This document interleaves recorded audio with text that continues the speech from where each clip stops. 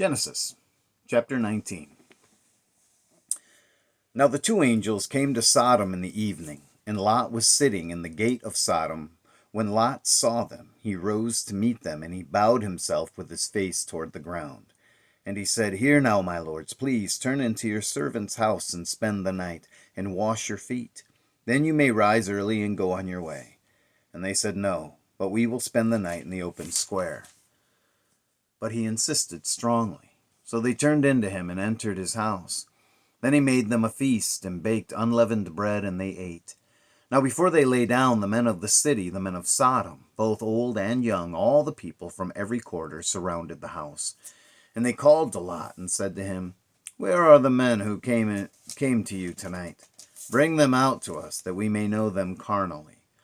So Lot went out to them through the doorway, shut the door behind him, and said, Please, my brethren, do not do so wickedly. See now, I have two daughters who have not known a man. Please, let me bring them out to you, and you may do to them as you wish. Only do nothing to these men, since this is the reason they have come under the shadow of my roof. And they said, Stand back. And they said, This one came in to stay here, and he keeps acting as a judge. Now we will deal worse with you than with them. So they pressed hard against the man Lot and came near to break down the door. But the men reached out their hands and pulled Lot into the house with them and shut the door. And they struck the men who were at the doorway of the house with blindness, both small and great, so that they became weary trying to find the door. Now the men said to Lot, Have you anyone else here, son-in-law, your sons, your daughters, and whomever you have in the city? Take them out of this place. For we will destroy this place, because of the outcry against them has grown great before the face of the Lord, and the Lord has sent us to destroy it. So Lot went out and spoke to his sons-in-law, who had married his daughters, and said, Get up, get out of this place, for the Lord will destroy this city. But to his sons-in-law he seemed to be joking. When the morning dawned, the angels urged Lot to hurry, saying, Arise, take your wife and your two daughters who are here, lest you be consumed in the punishment of the city. And while he lingered, the men took hold of his hand, his wife's hand, and the hands of his two daughters, the Lord being merciful to him. And they brought him out and set him outside the city. So it came to pass, when they had brought them outside, that he said, Escape for your life. Do not look behind you, nor stay anywhere in the plain. Escape to the mountains, lest you be destroyed. Then Lot said to them, Please, no, my lords. Indeed, now your servant has found favor in your sight, and you have increased your mercy, which you have shown me by saving my life. But I cannot escape to the mountains, lest some evil overtake me and I die. See now, this city is near enough to flee to, and it is a little one. Please, let me escape there. Is it not a little one?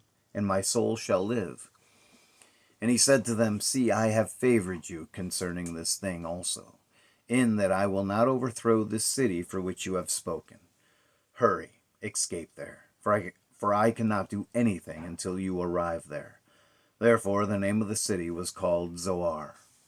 The sun had risen on the earth when Lot entered Zoar. Then the Lord rained brimstone and fire on Sodom and Gomorrah from the Lord out of the heavens.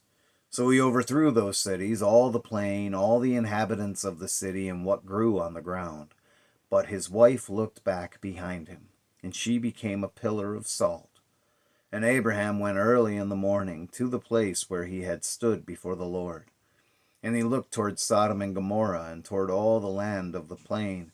And he saw, and behold, the smoke of the land, which went up like the smoke of a furnace. And it came to pass, when God destroyed the cities of the plain, that God remembered Abraham, and sent Lot out of the midst of the overthrow, when he overthrew the cities in which Lot had dwelt. Then Lot went up out of Zoar and dwelt in the mountains, and his two daughters were with him. For he was afraid to dwell in Zoar, and he and his two daughters dwelt in a cave. Now the firstborn said to the younger, Our father is old, and there is no man on the earth to come in to us, as is the custom of all the earth. Come, let us make our father drink wine, and we will lie with him, that we may preserve the lineage of our father. So they made their father drink wine that night. And the firstborn went in and lay with her father, and he did not know when she lay down or when she arose. It happened on the next day that the firstborn said to the younger, Indeed, I lay with my father last night. Let us make him drink wine tonight also, and you go in and lie with him, that we may preserve the lineage of our father. Then they made their father drink wine that night also. And the younger arose and lay with him, and he did not know when she lay down or when she arose. Thus both the daughters of Lot were with child by their father. The firstborn bore a son, and called his name Moab. He is the father of the Moabites to this day. And the younger, she also bore a son, and called his name Ben-Ami. He is the father of the people of Ammon to this day. Genesis chapter 20. And Abraham journeyed from there to the south, and dwelt between Kadesh and Shur, and stayed in Gerar. Now Abraham said of Sarah his wife, She is my sister. And Abimelech, king of Gerar, sent and took Sarah. But God came to Abimelech in a dream by night, and said to him, Indeed, you are a dead man, because of the woman whom you have taken, for she is a man's wife. But Abimelech had not come near her. And he said, Lord, will you slay a righteous nation also? Did he not say to me, She is my sister? And she, even she herself, said, He is my brother. In the integrity of my heart and the innocence of my hands I have done this. And God said to him in a dream, Yes, I know that you did this in the integrity of your heart. For I also withheld you from sinning against me. Therefore I did not let you touch her. Now therefore, restore the man's wife, for he is a prophet, and he will pray for you, and you shall live. But if you do not restore her, know that you shall surely die, you and all who are yours. So Abimelech rose early in the morning, and called all his servants, and told all these things in their hearing. And the men were very much afraid. And Abimelech called Abraham, and said to him, What have you done to us? How have I offended you, that you have brought on me and on my kingdom a great sin? You have done deeds to me that ought not to be done. Then Abimelech said to Abraham, What did you have in view that you have done this thing?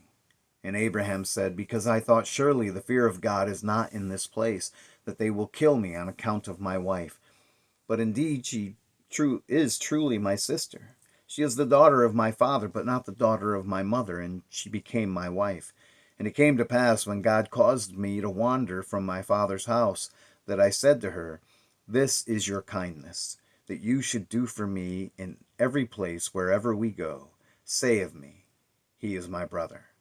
Then Abimelech took sheep, oxen, and male and female servants, and gave them to Abraham, and he restored Sarah his wife to him. And Abimelech said, See, my land is before you. Dwell where it pleases you. Then to Sarah he said, Behold, I have given your brother 1,000 pieces of silver. Indeed, this vindicates you before all who are with you and before everybody. Thus she was rebuked. So Abraham prayed to God, and God healed Abimelech, his wife, and his female servants. Then they bore children, for the Lord had closed up all the wombs of the house of Abimelech because of Sarah, Abraham's wife. Genesis chapter 21. And the Lord visited Sarah as he had said, and the Lord did for Sarah as he had spoken. For Sarah conceived and bore Abraham a son in his old age, at the set time of which God had spoken to him. And Abraham called the name of his son who was born to him, whom Sarah bore to him, Isaac. Then Abraham circumcised his son Isaac when he was 8 days old, as God had commanded him. Now Abraham was 100 years old when his son Isaac was born to him. And Sarah said, God has made me laugh, and all who hear will laugh with me. She also said, Who would have said to Abraham that Sarah would nurse children? For I have borne him a son in his old age. So the child grew and was weaned. And Abraham made a great feast on the same day that Isaac was weaned. And Sarah saw the son of Hagar the Egyptian, whom she had borne to Abraham, scoffing. Therefore she said to Abraham, Cast out this bondwoman and her son, for the son of this bondwoman shall not be heir with my son, namely with Isaac. And the matter was very displeasing in Abraham's sight because of his son. But God said to Abraham, "Do not let it be displeasing in your sight because of the lad or because of your bondwoman. Whatever Sarah has said to you, listen to her voice, for in Isaac your seed shall be called. Yet I will also make a nation of the son of the bondwoman, because he is your seed." So Abraham rose early in the morning and took bread and a skin of water, and putting it on her shoulder, he gave it and the boy to Hagar and sent her away. And she departed and wandered in the wilderness of Beersheba.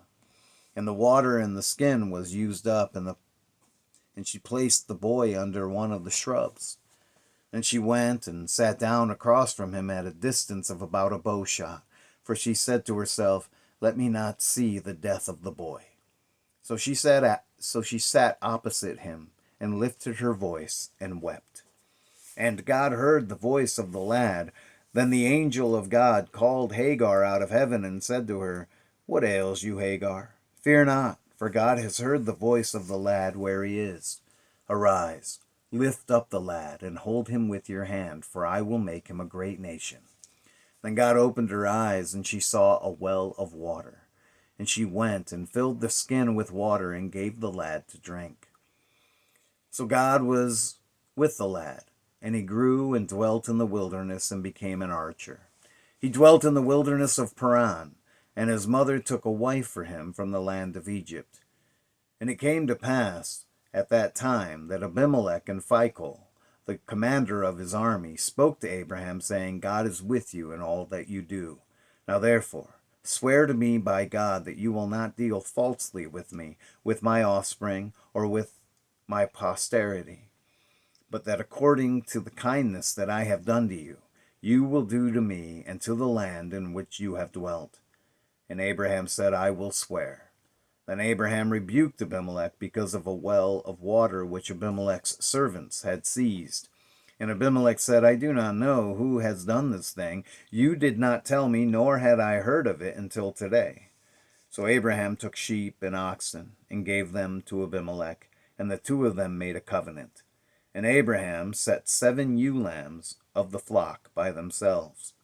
Then Abimelech asked Abraham, "What is the meaning of these 7 ewe lambs which you have set by themselves?" And he said, "You will take these 7 ewe lambs from my hand, that they may be my witness that I have dug this well." Therefore he called that place Beersheba, because the two of them swore an oath there. Thus they made a covenant at Beersheba. So Abimelech rose with Phicol, the commander of his army, and they returned to the land of the Philistines. Then Abraham planted a tamarisk tree in Beersheba, and there called on the name of the Lord, the everlasting God. And Abraham stayed in the land of the Philistines many days. God bless the reading of his word today.